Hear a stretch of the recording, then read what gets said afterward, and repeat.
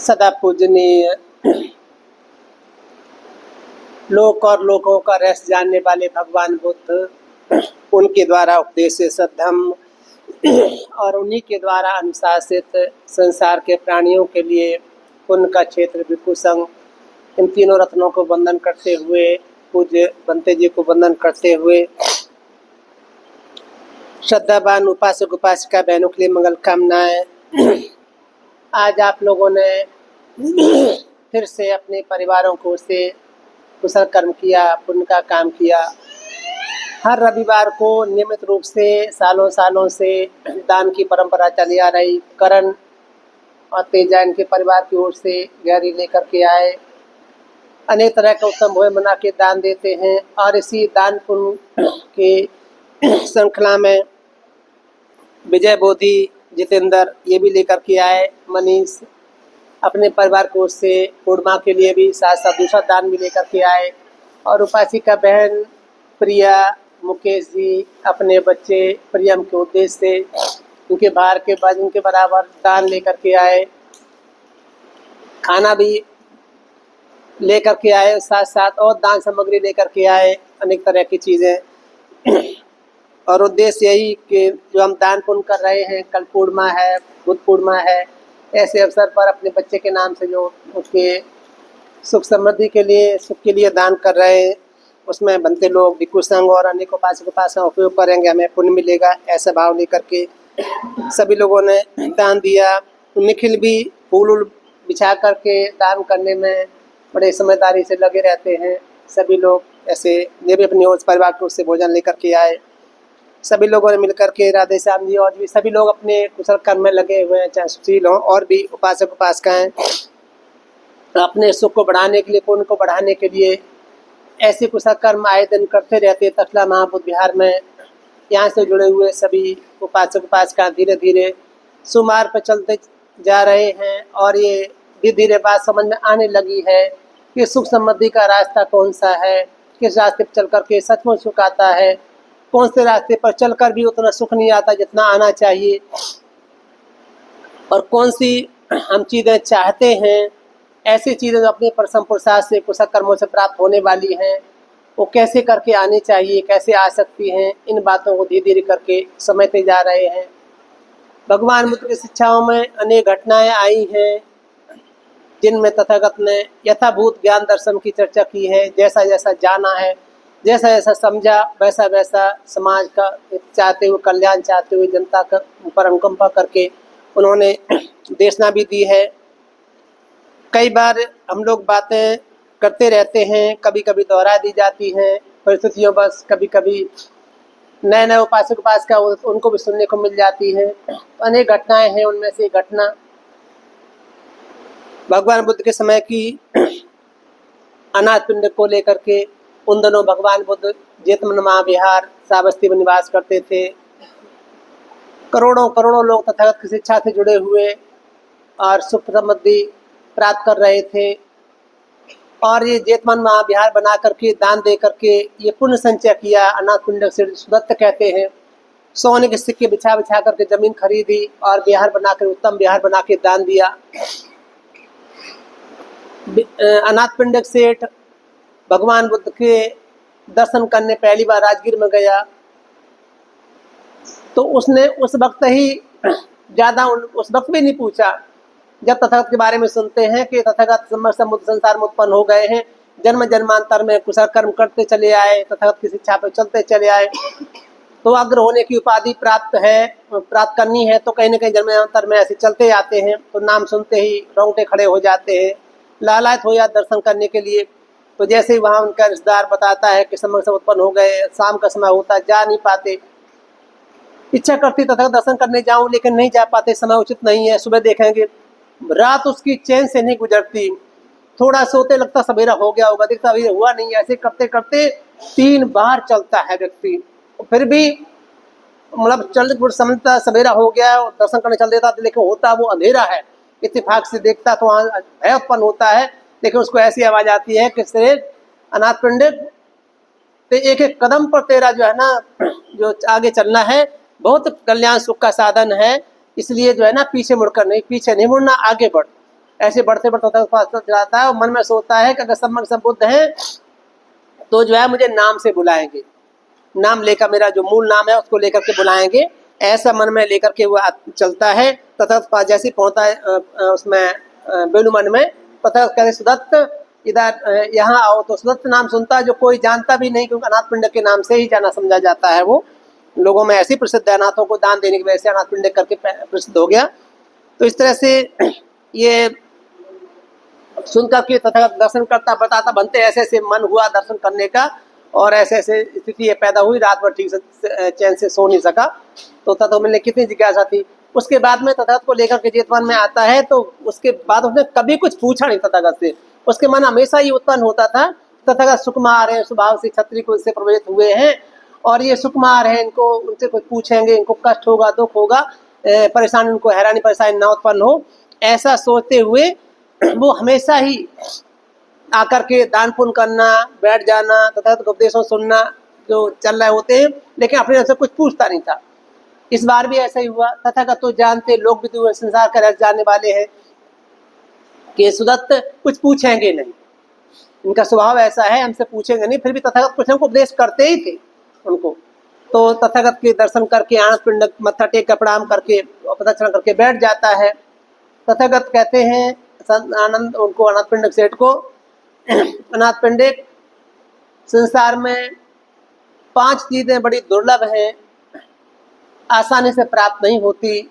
जो कोई व्यक्ति उन्हें प्राप्त करना चाहता है, ऐसे कौन सी 5? कोई व्यक्ति इच्छित मना, अपने मन को प्रिय पसंद कर, प्रिय लगने वाली, अच्छी लगने वाली, मन को सुख देने वाली है, उन ऐसी आयु प्राप्त करना चाहता है, कोई लंबी आयु, दीर्घ आयु प्राप्त करना चाहता है, तो ये संसार में दुर्लभ है। मन वांछित आयु लोगों को नहीं मिला करती। इसी तरह से कोई वर्ण सुंदरता चाहता है, ये सुंदरता भी मन जो प्रिय लगने वाली, मन को पसंद है, वैसे वैसे रूप सुंदरता ये यूं ही नहीं मिल जाती किसी की प्रार्थना करने से, मांगने से ऐसे नहीं मिल जाती। इसी तरह संसार में सुख दुर्लभ है और संसार में यश दुर्लभ है। इस तरह संसार में सुगति, स्वर्लोक कहा जाता है, इसको प्राप्त करना बड़ा दुर्लभ है। ये 5 चीजें बड़ी दुर्लभ है। अगर कोई व्यक्ति इन 5 चीजों को किसी से याचना करके, प्रार्थना करके मांगना चाहता है, उसको ये ऐसे मांगने से नहीं मिलती है। अगर ये 5 चीजें ऐसे मांगने से, प्रार्थना करने से मिल जाती, याचना करने से मिल जाती, तो कोई इनसे वंचित क्यों होता? सभी लोग मांग लेते, सभी लोग ले लेते। बल्कि अनाथ पिंडक ये चीजें तो मार्ग पर चलकर ही प्राप्त की जाती हैं, ये ऐसे नहीं मिलती, मांगने से, याचना करने से ये नहीं मिलती। कोई आर्य श्रावक दीर्घ आयु चाहता है, यार सभिका, कोई उपासिका उपासक कोई लंबी उम्र चाहते हैं, तो उसके लिए मार्ग है, उस मार्ग पर चलना पड़ता है, परिश्रम पुरुषार्थ करना पड़ता है। उस मार्ग पर चल करके व्यक्ति मन वांछित आयु प्राप्त कर सकता है। जैसे कौन सा मार्ग जो उसको व्यक्ति को लंबी आयु उम्र मिले, उसको सुंदरता मिले, उसको सुख मिले, उसका यश फैले, उसको सुगति मिले, ऐसा कौन सा मार्ग इस पर चल करके इन चीजों को प्राप्त कर सकता कोई व्यक्ति? तथागत कहते हैं अनाथ पिंडक, जो व्यक्ति इन चीजों को प्राप्त करना चाहता है वो सील का पालन करने वाला बने, सदाचारी बने, हिंसा न करके दयावान बनता है, जीवों को जीवन दान देता है, लंबी आयु मिलेगी मिलेगी। और ऐसे ही वो चोर नहीं करता, लोगों की मदद करता, दान देता है, चतुर्वान आचरण संपन्न बन के रहता है, वो झूठ आदि, झूठ चुगली कटोकन बकवास से दूर रहता है, नशे पत्ते बुरी संगति बुरे स्थानों से अपने आप को बचा के रखता, खूब सील का पालन करता है, अपने काया वाणी मन के कर्मों को परिशुद्ध करता, निर्मल करता है, और जो है ना दान पुण्य कुशल कर्मों में रत रहता, लगा रहता है। ऐसा व्यक्ति इस मार्ग पर चलता हुआ ही लंबी उम्र प्राप्त कर सकता है। ऐसा ही व्यक्ति मंच वांछित कहते हैं रूप सुंदरता प्राप्त कर सकता है, ऐसा कुशल कर्म करने वाला। ऐसे कुशल कर्म करने वाला व्यक्ति सुख प्राप्त कर सकता है, उसका यश फैलता है और उसको सुगति भी मिलती है। ये दान पुण्य कुशल कर्म है, सील का पान है, सुगति को ही दिलाता है।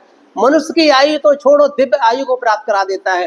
ये मार्ग ऐसा है। दान पुण्य व्यक्ति को वहीं तक लेकर जाता है, शील का पालन व्यक्ति वहां तक लेकर, सुगति मिलती ही मिलती है, इससे कोई वंचित नहीं हो सकता। लेकिन अगर इन्हें कोई मांग कर प्राप्त करना चाहिए, याचना करके कि मुझे लंबी उम्र मिल जाए और जो है ना बिना कुछ किए हुए, बिना उस रास्ते पर चले हुए और जीवों की हत्या करने में लगे रहते हैं, मारते काटते रहते हैं, जीवों को नष्ट करते रहते हैं, हम चाहते हैं मुझे लंबी उम्र मिल जाए, संभव नहीं। इसके लिए तो मार्ग पर ही चलना पड़ता है। जैसे कई बुद्ध वचनों में घटनाएं ऐसी आई हैं, पढ़ी हैं, आप लोगों समझे, चाहे अनोजा हो, चाहे विशाखा हो, उत्पल वर्णा, कितनी सुमना राजकुमारी हो, कितने लोग ऐसे हैं कि उनको बहुत सुंदरता प्राप्त हुई। उनने ऐसे मांगा ऐसा है कि बनते ये मैं कुशल कर्म किसी समक्ष बुद्ध को, प्रत्येक बुद्धों को ये दान पुण्य कर रही हूँ या कर रहा हूँ, तो ये दान पुण्य कुशल कर्म के तेज से बनते मैं जहाँ उत्पन्न हूँ ऐसे रूप वाली उत्पन्न हो, ऐसी सुंदरता हो, ऐसी मेरी उम्र हो, ऐसा मेरा सुख वैभव हो, ऐसा मन वांछित तो ये मांगा है। वो कब मिला है? दे करके, शील का पालन किया और दे करके उसको प्राप्त करना है, तो दे करके उस मार्ग पे चल करके प्राप्त हुआ। तो जहाँ जहाँ जन्म लेते जन्म जन्मांतर में आगे से आगे जब जन्म लिया, जहाँ वैसे वैसे रूप वैभव सुंदरता है ईश्वर के साथ में वो पैदा हुए, और मनुष्य का जीवन हो चाहे दिव्य जीवन हो, सब कुछ उन्होंने प्राप्त किया। तो मतलब कहना चाहते थे तथागत अन्नपूर्ण को समझाते कि दुर्लभ चीजें अवश्य हैं जी, लेकिन अगर कोई मार्ग पर चलता है, रास्ते पर चलता, उनको प्राप्त करना चाहता है, तो रास्ते चलता चलता प्राप्त कर ही लेता है। तो इसको प्राप्त करने की, लंबी प्राप्त करने का, सुंदरता प्राप्त करने का, सुख प्राप्त करने का, यश और सुदगति सदगति स्वर्ग प्राप्त करने का यही मार्ग है कि लोग दान पुण्य कुशल कर्म करें, शील का पालन करें और कुशल कर्मों में रत रहें, अलोभी चित्त होकर के दान पुण्य में लगे रहते हैं और दुश्शीलता के परिणाम को जानते समझते हैं कि दुश्शीलता दुख का कारण बनती है। अगर हिंसा करेंगे, चोरी करेंगे, व्यभिचार करेंगे, झूठ चुगली कटवन वचन का उपयोग करेंगे, नशा पत्ता जुआ खेलेंगे, बुरी संगति बुरे स्थानों को उठेंगे बैठेंगे, अगर इस तरह से अपने चित्त को ला कर रखेंगे हम, तो चित्त अकुशल ही होता है, बुराई की तरफ जाता है, दुर्गति की तरफ लेके जाता है। इसका विपाक फल जब भी आएगा वो लंबी उम्र भी नहीं दिलाएगा। जैसे तथागत ने कहा 5 शीलों का पालन करने से 5 महालाभ मिलते हैं, नहीं पालन करते इनका वो करते हो तो आपकी हानि भी होती है। जैसे अगर कोई व्यक्ति शील का पालन करता है, ठीक से 5 शीलों का पालन करता है, तो 5 उसके जो महालाभ हैं वो व्यक्ति को भोग ऐश्वर्य की कमी नहीं पड़ती। ये यही लाभ दिला देते हैं, भोग ऐश्वर्य जो उसको मन वांछित भोग ऐश्वर्य उसको मिलता रहता है, शील का पालन करने वाले को कमी नहीं पड़ती। इस तरह से उसका यश फैलता है, वो निडर होता है और वो किसी कभी कहते बेहोश होकर नहीं मरता और वो मरने के बाद दुर्गति को नहीं जाता, सुगति ही प्राप्त करता है। ये 5 उसको महालाभ जीते जी ही समझ में आने लग जाते हैं कि ये रास्ते चला हूँ, मैं दुर्गति मेरी नहीं होगी, जान लेता है। अगर वो ऐसा नहीं करता है तो इसके उलट का शील का पालन करता है, किसी हत्या करता है, तो अल्पायु मर जाता है। भविष्य में जब भी जन्म जहाँ होगा जन्म लेगा, वहाँ उसकी छोटी सी उम्र में ही मर जाना पड़ता है, क्योंकि जीवों की हत्या की होती, उनकी हानि की होती। ऐसे व्यक्ति जो चोरी करता है, चोरी करने वाला व्यक्ति धनहीन ही, गरीब दुखियारा ही पैदा होता है, क्योंकि संपत्ति छीन कर उसने खाई होती, संपत्ति छीनी होती है, तो वो भी ऐसी गरीब दुखियारा ही रहता है। बहन बेटियों की इज्जत लूटी होती है, दुराचारी रहता है, तो उसको परिवार का सुख नहीं मिल पाता है। ऐसी जगह पैदा हो जाता है जहाँ कोई इस तरह से स्त्री पुरुष का सुख नहीं मिलता, वैवाहिक जीवन सुख नहीं मिल पाता, बिखर जाते हैं। ऐसे योनि पैदा हो जाते हैं जहाँ कोई सुख नहीं होता, दुख ही भोगते रहते हैं। तो इस तरह से इसका दुष्परिणाम आ जाता है, उनके पास अति करने से ऐसा देखने को मिलता है। झूठ बोलने वाला होता है, चुगली कटवचन व्यक्ति बकवास करने वाला होता है, कोई ऐसी वाणी का दुष्कर्म करने की वजह से उसकी वाणी जहाँ जहाँ उत्पन्न होता है, जिधर उत्पन्न होता है, या तो उसे मुंह से बदबू आनी, या उसको वो बोल नहीं पाता, उसकी बोली बात समझ में नहीं आती, वो इस पर ध्यान नहीं देता, ऐसा उसका दुष्परिणाम आता है। जो व्यक्ति झूठ बोलकर ठगता लोगों को ऐसे करता है, तो वो भी सुख नहीं प्राप्त कर सकता। और इस तरह से कहते हैं जो व्यक्ति नशा पत्ता करता विचित अवस्था में जैसा पैदा होता है, होश में नशा पत्ते में जुआ में रत रहता हमेशा, उसकी चित्त की अवस्था ऐसी होती है पागलों जैसी होती है, ऐसी अवस्था उसकी होती है जहाँ उत्पन्न होता है। तो 5 उसके दुष्परिणाम भी आ जाते हैं, अगर शील का पालन कर तो 5 सुपरिणाम भी आ जाते हैं। तो ये मार्ग है व्यक्ति को मन वांछित वस्तु प्राप्त करने के लिए। यानी कि अगर ये शील का पालन करता है, दान पुण्य करता है, तो मनुष्य की हम लोग कई बार पहले भी चर्चा की है। भगवान बुद्ध ने देवलोक की, ब्रह्मलोक की उम्र की चर्चा की है, ना कि प्राणियों की चर्चा की है, कौन कितनी उम्र तक रहता है। अगर पहले जब मनुष्य की औसत आयु लगभग 100 साल की, आजकल तो 70-80 के आसपास ही होती है, ज़्यादा से ज़्यादा जैसे होती था तब समय 100 साल के नेड़े तेड़े थी, आसपास थी। तो इस तरह से अगर कुशल कर्म करता है, कोई दान पुण्य करता है, शील का पालन, जिस मार्ग पर चलता है वो जानता है मार्ग पर चल करके ही ये वस्तु मुझे मिलने वाली है। तो अगर दान पुण्य किया है, शील का पालन किया, सदाचारी बन के रहा है, अगर इस पुण्य के सब कर्म के फल से पहला देवलोक ही प्राप्त करता है कोई, चातु महाराज के देवलोक में उत्पन्न होते, तो यहाँ के 50 साल, वहाँ का 1 दिन रात है। और ऐसे 30 दिन का महीना, 12 महीने के साल है, ऐसे 500 साल का जीवन है। उस पहले देवलोक का मनुष्य जीवन में रहते शील का पालन किया है, दान पुण्य कुशल कर्म किया है, तो कैसे व्यक्ति को मिलता है जो तथागत कहा कि अनाथ पिंडक मार्ग पर चलकर ही ये चीजें प्राप्त की जा सकती है, मांगने से, किसी से याचना करने से नहीं मिलती, लेकिन है दुर्लभ, मुश्किल से प्राप्त होने वाली चीजें हैं। तो यहाँ मुश्किल से प्राप्त परसम पुरुषार्थ करके ही दान पुण्य करना होता है, परसम पुरुषार्थ करके चित्त को, मन को वश में करके शील का पालन करना पड़ता है। लेकिन यहाँ कर लेते हैं तो उसका फल ये मिलता है कि मनुष्य के रूप में कुशल कर्म किए का फल दिव्यलोक में उत्पन्न, पहला देवलोक भी है। तो भी अब जोड़ लो आप कि 50 साल का, यहाँ के 50 साल में 1 दिन रात है, 30 दिन का महीना, 50 को 3 बंदे 15 हो गए ना, ऐसे ही। तो आप उसको आप क्या कहते हैं 12 महीने के साल से 12 से मल्टीप्लाई कर देते आप, फिर आप ऐसे कितना 9 लाख के आसपास जीवन इसका एक कोई कुशल कर्म करने का पहला 500 साल का जीवन हुआ है। अगर वो इस कुशल कर्म को वहाँ करके वहाँ उत्पन्न होता है तो इसको दिव्य, जो उसकी दिव्य उसको आयु मिली, लंबी उम्र मिली, दिव्य उसको वर्ण सुंदरता मिली, क्योंकि ऐसे हाड़ मास का शरीर नहीं होने, मनोमय सब कुछ होता है, तो ऐसा न होने वैसे उसको ये खाना कठोर जैसे हमें खाना पड़ता है, लैट्रिन बाथरूम में ही करनी पड़ती है, तो उसके लिए कितना परसम पुरुषार्थ करना पड़ता है, वहाँ नहीं कुशल कर्म कर परसम पुरुषार्थ मेहनत नहीं करनी पड़ती, क्योंकि यहाँ का किया ही फल देता है। जो यहाँ से कुआं खोद रखा तो पानी पीता रहता ना आदमी उसका, तो ऐसे करके तो पहले से करके रखा पड़ता है। घर में खेती किसानी की, मेहनत की, अनाज काट के कोठे में भर, तो उसी को बार बार उसी खाता रह निकाल करके बार बार उसको नहीं परिश्रम करना पड़ता, क्योंकि उसने इतना इकट्ठा कर लिया, पहले से स्टोर कर लिया है। तो पुण्य का फल ऐसे ही होता है कि वहाँ उसको वो सुख देता है। तो देखो आयु प्राप्त कर ली, 9 लाख के 90,000, 9 लाख के आसपास पहले देवलोक की उम्र है ना। और ऐसे उसने वहां उत्पन्न हुआ, मान लो तो वर्ण रूप भी प्राप्त कर लिया, सुख भी प्राप्त कर लिया, यश, और उसने उसका क्या कहते हैं जो स्वर्ग तो सुगति तो है ही, उसकी अच्छी गति को तो प्राप्त हो ही गया, ये वहां इतना प्राप्त कर लिया उसने। ये मार्ग है अगर कोई चाहता है, याचना करने से नहीं मिलता। इससे अगर दूसरे देवलोक की बात करें, ऊपर तावतीन श्लोक आता, तो यहाँ के 100 साल, वहां का 1 दिन रात, ऐसे 30 दिन का महीना, 12 महीने के साल, और वहां जो है ना उसके दिव्य आयु से 1000 साल का जीवन है, बहुत लंबा जीवन है। जहाँ के देवन शक्र होता है, जिसको इंद्र कहा जाता है, इंद्र सभी वहां पैदा होते हैं, उनका अधिपति एक देवन शक्र कहलाता है, तो वो वहां का जीवन है। और उसके ऊपर भी जाता है दान पुण्य कुशल कर्म, इसी के चित्त की चेतना कहाँ तक लेके जाए, पुण्य कर्म कैसा होता है। तो आगे है यामालोक है, अगर वहां उत्पन्न होता है वो तो यहाँ मनुष्य का 200 साल का जीवन, वहां का 1 दिन रात है, एक ही दिन रात, 24 घंटे मार देते हम लोग, 1 दिन रात है। ऐसे 30 दिन का महीना, 12 महीने के साल, वहां जब था इनको 500 का था, उनको दूसरे का 1000 था, अब इसका 2000 साल का जीवन है दिव्य आयु से, वहां की उम्र के हिसाब से 2000 साल का जीवन है। कितना लंबा जीवन होता है। और अगर कोई और कुशल कर्म कर रहा, उससे ऊपर उत्पन्न हो जाता है तो तदर्थ कहते हैं उसे तुषित लोक आता है, जहाँ बुद्ध माता होती है, वो सब तो पैदा होते हैं, वहां रहते हैं, तुष लोक उत्पन्न होता है। तो यहाँ का जैसे यहाँ का 200 साल था ना, यहाँ पे पहले का था 50, दूसरे का था 100, दूसरे का था, तीसरे का था 200, अब यहाँ का उसका दूना 400, यहाँ के 400 साल, वहाँ का 1 दिन रात है।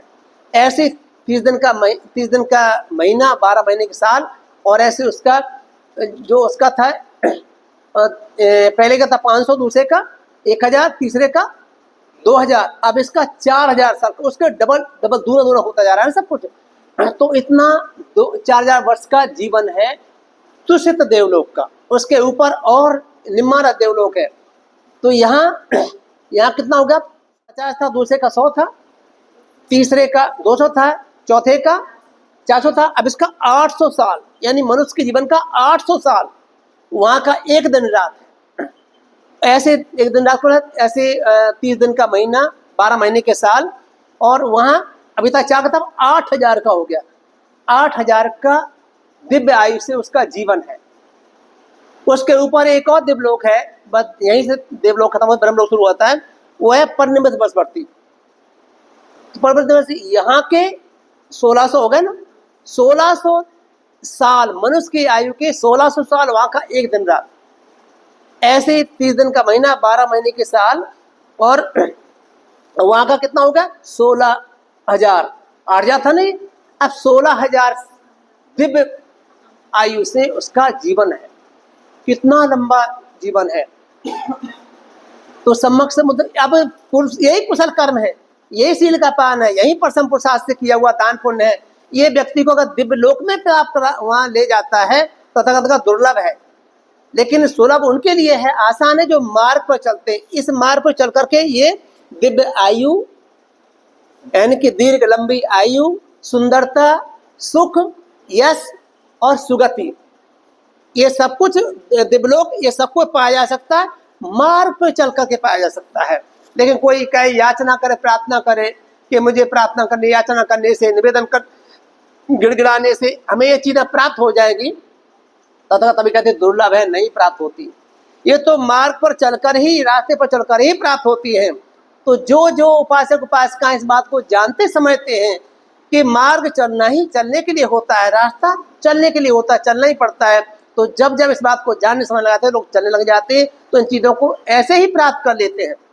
इसलिए तथागत की शिक्षा को जानने समझने वाले शील का पालन करते, दान पुण्य करते, कुशल कर्म, परसम पुरुषार्थ में अपने चित्त के प्रस्तुत कर निर्मल करने में लगे रहते हैं।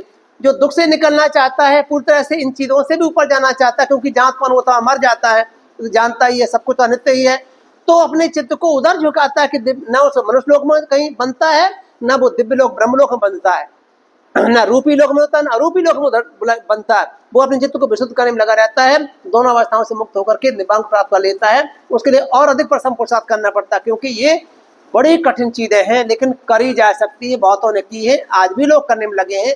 जिस रास्ते पे चल रहे हो, ये उसी ओर ही लेकर के जाता है। तो आप लोग एक कुशल कर्म, दान पुण्य कुशल कर्म करते हो, शील का पालन करते हो, ये व्यर्थ नहीं जाता, आपको अनायास ही ये चीजें मिलेंगी ही मिलेंगी, क्योंकि आप उस रास्ते पर चल रहे होते हो।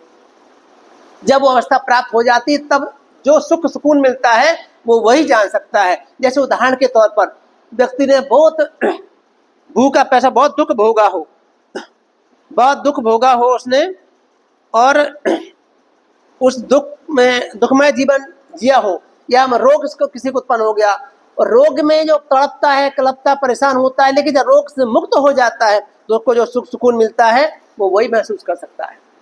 उसको समझ आता है, अरे कितना मैं पहले रोगी था, कुछ काम नहीं कर पाता था, आज मैं कितने अच्छे से सुखी हूँ, कितने अच्छे से हूँ, निरोगी हो गया हूँ या हो गई हूँ, तो उसको सुकून महसूस होता, वही जानता है। कोई भयंकर जंगल फंस जाए, भयंकर दुर्दांत जानवर जिसमें में फंस जाए, तो कितना भयभीत डरा हुआ होता है, लेकिन जब यहाँ से निकल जाए, सुखपूर्वक सुरक्षित स्थान पहुंच जाता, जंगल निकल के जो सुख अनुभव होता है वो वही जान सकता है, इस अवस्था से गुजरा हुआ होता है, तो जान लेता ना। ऐसे तथागत कहते हैं कि जो अनेक तरह के दुखों में चक्कर पड़ा हो तो दुख से मुक्त हो जाता है, या मानसिक कष्ट भोग रहा होता है, दिव्यलोक में उत्पन्न हो तो वही जान सकता है कि कितना है, अरे कितना परसम पुरुषार्थ करता था, क्या अवस्था मेरी थी, कितना दुख भोगा मैंने, कष्ट भोगा, लेकिन फिर भी मैंने ये कुशल कर्म किया, शील का पालन किया, तो आज हमें जो ये मिला हुआ है, इसका सुख अलग तरह का होता है, वो खुद जान लेता है, समझ लेता है। तो उस वक्त सुकून कितना मिलता होगा। दिन भर कोई मजदूरी करे, शाम को उसको नगद पैसा हाथ में मिलता तो उसका सब थकान दूर हो जाती है कि चलो जो मेहनत दिन भर की थी मुझे आज मिल गया, पूरे महीने हमने काम किया था, आज मुझे पगार मिल गई, वेतन मिल गया, तो उसको देखकर सुख अनुभव होता है, सुकून महसूस होता है, ऐसा वो जान लेता है। या किसान परसम पुरुषार्थ करके फसल उगाता है, जब फसल आके घर में आ जाती है, धन राशि वो देखता है, तो क्या अनाज की राशि देखता तो प्रसन्नता भर जाता कि जो परसम पुरुषार्थ किया था, जुताई से लेकर के, बुआई से लेकर, पानी लगाना, कटाना, निराई गुड़ाई क्या करते करते इसीलिए किया था, आज मेरे सामने है जी। ऐसे ही जो मनुष्य वहां जब उत्पन्न हो जाता तो जान लेता है कि जो मैंने कठिनाई के साथ भी सही परसम पुरुषार्थ किया था, दान पुण्य किया, शील का पालन किया था, आज उसका फल मुझे मिल गया है। तो जो सुख सुकून अनुभव करता है वो वही जान सकता है, उसी को ये चीज समझ में आती है, सामान्य लोग नहीं समझ पाते। अब किसी किसी मन में ये संदेह उत्पन्न हो सकता है कि आप ऐसा कहते हैं, हमें तो कोई बताने आया नहीं। अगर मान लो कोई दिव्यलोक में गया हुआ, नारक की जीवन की इसकी दूनी उम्र है, बहुत दुखदाई, वो तो कहानी का छुटकारा नहीं मिलता, उनको कैसे आ पाएंगे। लेकिन दिव्यलोक में एक दिन भी सो लेता है तो यहाँ के 50 साल की उम्र पहले ही हो, और 50 साल जो उसने एक दिन आराम कर लिया, वहाँ सुख भोग लिया, तो 100 साल तक तो निपट भी चुके। तो कौन बताने आएगा, किसको बताने आएगा।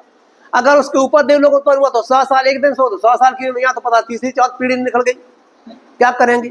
अगर उसके ऊपर वाले में तो 200 साल का एक घंटे एक दिन भी सो गया तो 200 साल, उसको 50 1600 साल, एक दिन आराम कर लो, 16 साल। इसने 16 साल मनुष्य की उम्र हो गई, मनुष्य की आयु के हिसाब से एक दिन भी सो लिया, आधा दिन भी सो लिया, घंटे 2 घंटे बिता लिए, तो भी पता चला क्या तो कितनी पीढ़ी निकल गई। फिर लोग कहते बताने कोई, किसको बताने आए, कौन समझता है।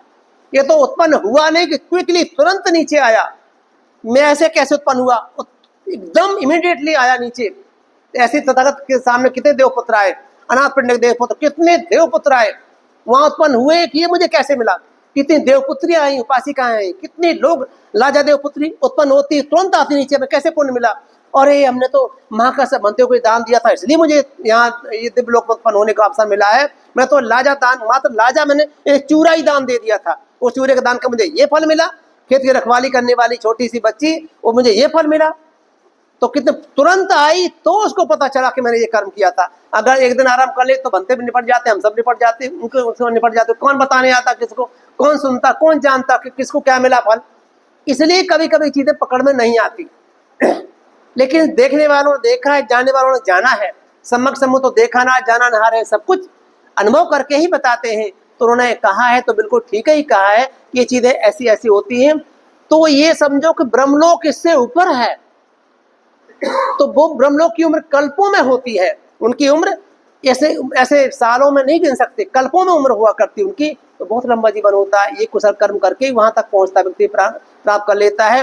तो ये जो है, जो बार बार मैं ये बात को दोहरा रहा हूँ कि ये चीजें मांगने से, याचना करने से मिलती हैं। अगर मैं तो सभी लोग ले लेते, कोई क्यों छोड़ता। लेकिन ये मार्ग चल के प्राप्त होती है, तथा सच्चा में मार्ग चलकर ही चीजें प्राप्त होती हैं। जन्म जन्मांतर में करते करते करते चले जाते हैं, एक समय ऐसा आता है उन सभी का फल आ जाता है कि हम दुख से भी निकल सकते हैं। सुख वैभव तो इस रास्ते चलने वाले को मिलता ही मिलता है, ये इससे जो वंचित नहीं रह सकता वो, ऐसा तत्व की शिक्षा में फल मिलता है। तो जो उपासक उपासिकाएं परिश्रम पुरुषार्थ करते हैं, दान पुण्य करते हैं, शील का पालन करते हैं, मेहनत करते हुए आजीविका अपनी कमा करके, जो अपने परिवार का भरण पोषण करते हुए और समाज पे जो अपने आती बंधुओं की मदद करते हुए, माँ बाप की देखरेख करते हुए, अपना भला चाहते हुए, अपने आपको भी सुखी बनाने के धन संपत्ति उपयोग करते हैं।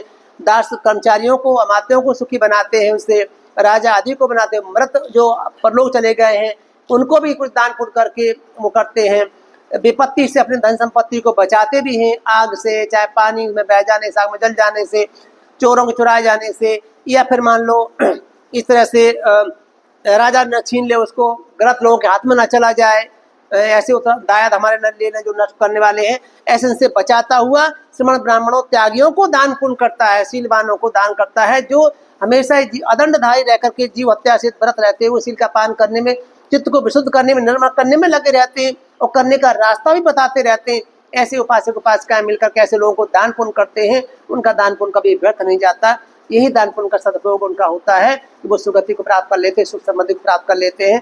तो आप लोग भी इस कर्म में लगे रहते हैं, हमेशा तथागत की शिक्षा में आप श्रद्धा रखते हैं, बुद्ध धम्म संघ के 3 रत्नों पर श्रद्धालु हैं, अपने किए कर्मों पर भरोसा करने वाले हैं कि अपना जैसा कर्म करेंगे फल उसका वैसा आएगा ही आएगा, कुशल कर्म करेंगे तो कुशल का फल अवश्य कुशल आएगा। ऐसी शिक्षा पर विश्वास करते चलते चले जा रहे हो, निश्चित रूप से आपको इसका लाभ अवश्य मिलेगा। आप इससे वंचित नहीं हो सके, कोई कुछ कहता रहे, आपकी अपनी कमाई है, ये सामने आती ही आती है।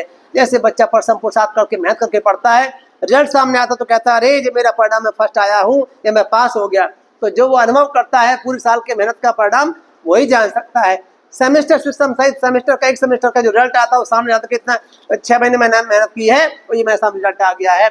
ऐसा जो सुख सुकून मिलता है, ऐसी पुण्य कर्म करने वालों को जब उसका फल आता है तो इदनन्नति पेचनति कत पुण्यो व्यतनन्नति पुण्यो में कतंति नन्नति विनंद सुगति गतो। यहाँ भी आनंदित होता है, प्रसन्न होता है, करता वो कोई उपासिका बन उपासक होते हैं और परलोक में भी होते हैं। पुण्यम एक बंधन, मैंने पुण्य कर्म किए हैं, कुशल कर्म किए हैं, उनको देखता है तो और भी अधिक आनंद प्रसन्न होता है कि मेरे किए का फल मेरे सामने आया है, मेरे किए कर्म का फल मेरे सामने आया है, ऐसा वो जान लेते हैं। यही करने योग्य कार्य है, यही एक मार्ग है जो व्यक्ति को लंबी आयु दिलाते हैं, उसको सुंदरता दिलाते हैं, उसको सुख दिलाते हैं, उसका यश फैलता है और वो सुगति का लाभी बनता है। और चाहे तो इन सब का उपयोग करता हुआ वो दुख से निकल भी जाता है। तो आप लोग इस कर्म में लगे रहते हैं। सबके दान कर्म का अनुमोदन करता हूँ। बुद्धम संकेते से आप सभी लोग सुखी स्वस्थ रहे, दीर्घायु हो। इस दान कर्म का सभी सब अनुमोदन करें। जो इस तरह से अनुमोदन करके पुण्य प्राप्त करने वाले हैं, सभी अनुमोदन करके सुख समृद्धि को प्राप्त करने वाले बने। सभाजीत जी और रामनिवास जी भी आए समझौता समिति से, इन्होंने भी सबने दान दिया। मिलकर के सबके दान पुण्य कर्म का अनुमोदन करता हूँ। इन्हीं भावनाओं के साथ, इन्हीं मंगल कामनाओं के साथ, भवतु सब मंगलं रक्षन्तु सब देवता, सब बुद्धानु सब धम्मानु सब संघानुभावेन सदा सुखी भवन्तु ते। सुखी हो, सुखी हो, सुखी हो। इमानि पंचशीलानि समादित्वा मम परलोकतस् मातुस् पितुस् यातिस् उद्देशेन इदं दानवत्नि कालकतानं अम्माकं पुण्योत्थाय भिक्खु संघस्य सद्धिदानं देमा उनमें उदकं बट्ठ यथालिन्नं पवत्तते एवमेव यथोदिन्नं पेतानं उपकम्पते इच्छितं पततं तुम्मं क्षिप्रमेव समिज्यतो सब्बे पुरेन्तो चित्तसंकप्पा चंदोपन रसो यथा सब्बे यखा सब्बे ब्रह्मा सब्बे भूता सब्बे अरिया सब्बे अनरिया सब्बे मनुष्या सब्बे मनुष्या सब्बे पुग्गला सब्बे विनयपातिका अनिमोदंतो सब संपत्ति सिद्धियां नमो तस्से भगवतो तो सम्मा सम्बुद्धस्स नमो तस्स भगवतो अरहतो सम्मा सम्बुद्धस्स नमो तस्स भगवतो अरहतो सम्मा सम्बुद्धस्स पता च निर्दुःख भयपता च निर्भया शोकपता च निःशोकावन्तो सब्बे कृपानिनो ये सम्पदं पुण्य सम्पदं सब्बे देवाय अनुमोदन्तो सब्ब संपत्ति सिद्धिया दानन्तदन्तु सदाय शीलं भावना विनतावन्तो गच्छन्तु देवतागता सर्वे बुद्धावरपत्ता पत्येकानं च यंवनं अरन्तानं च तेजेन रकं वन्दामि सब्बसो आकाशताजमम्मटा देवानागामयेदिका तुयं तं अनुमोदित्वा चिरं रक्षन्तु शासनं चिरं रक्षन्तु धम्मदेशनं चिरं रक्षन्तु तं परन्ते सब्बेतियो विभज्यन्तो सब्बरोगो विनश्यतो मते भवन्तन्तरायो सुखी दीर्घायुको भव अभिवादनशीलस्य नित्यं वैभवपचारिणो चत्वारो धम्मा वर्धन्ते आयुर्वन्नो सुखं वदन्ते।